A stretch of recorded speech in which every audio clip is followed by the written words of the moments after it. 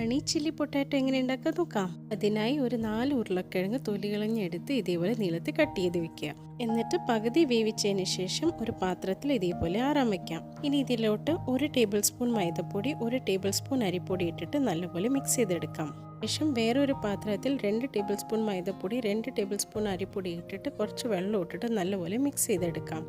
എന്നിട്ട് നമ്മൾ അരിഞ്ഞു വെച്ച ഉരുളക്കിഴങ്ങ് ഇട്ട് നല്ലപോലെ മാരിനേറ്റ് ചെയ്തെടുക്കാം. ചൂടായ എണ്ണയിലോട്ട് ഇട്ട് ഇതിനെ നല്ലപോലെ വറുത്തെടുക്കാം, ഒരു ലോ ടു മീഡിയം ഫ്ലെയിമിൽ ഇതേപോലെ.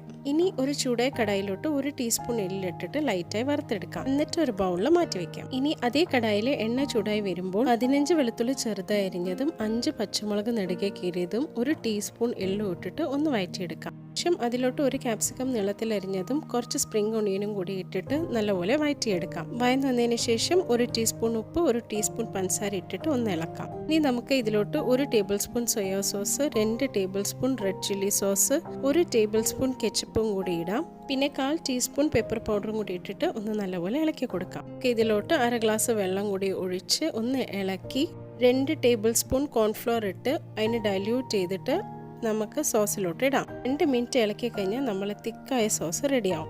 ഇനി അതിലോട്ട് ഞാൻ 1 ടേബിൾ സ്പൂൺ ഹണിയും കൂടി ആഡ് ചെയ്തിടുകയാണ്.